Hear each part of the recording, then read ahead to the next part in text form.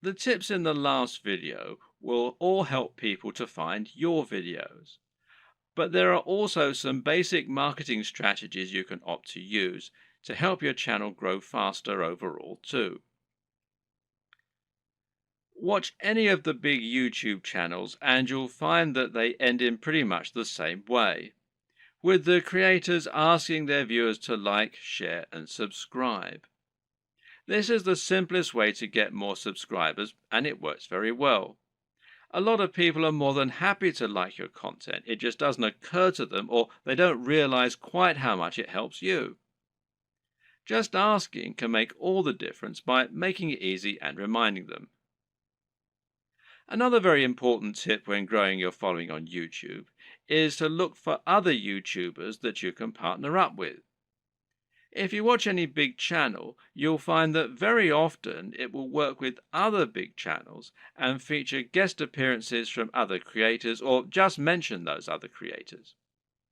A channel that does this very well is Vsauce, which features answers to many fascinating questions. Michael Stevens is the creator of this channel, and he is almost always recommending other creators or having them come on to talk about their areas of special knowledge. This is essentially influencer marketing. It means you're finding an influencer, in other words, anyone with a large existing audience, and getting them to promote you. The key to success in this arena is not to try and be too ambitious right away. In other words, you're probably not going to get a shout out from Vsauce unless you're already pretty huge. Instead, try and find someone who is about the same size as you and in a similar niche and ask if they want to do a crossover video with you. This way, you both stand to gain by exposing each other to your respective audiences. This will give you a boost in numbers, which means you can try and reach out to someone even larger next time. If you don't have any luck with this right away, you can also try just giving people free mentions, and you may find that those creators are flattered by it and see fit to do the same for you in kind. Try not to view other creators in your community as your competitors. Instead, view them as colleagues and think of the niche as a community of creators.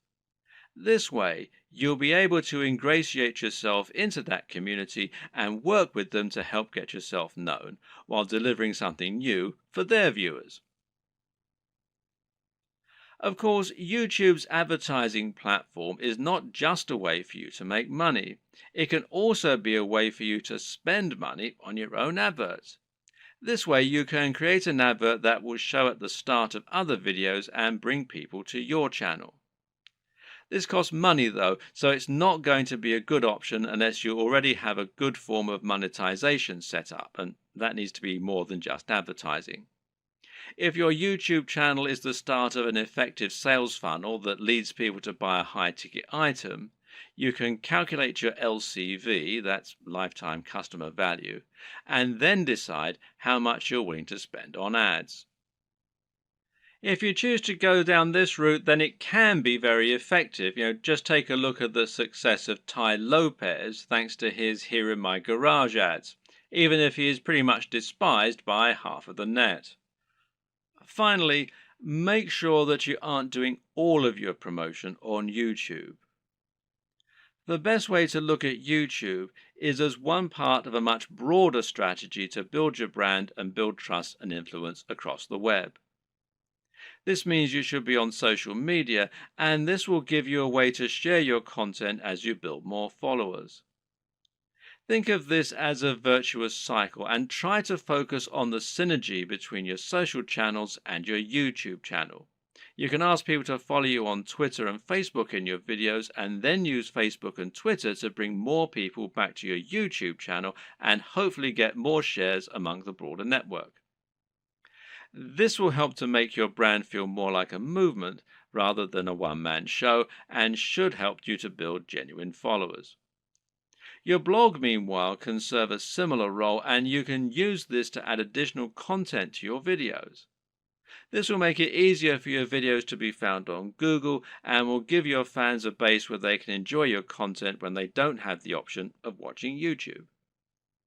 The key to good branding is to be everywhere, and just because YouTube is your focus, that doesn't mean you should ignore other channels.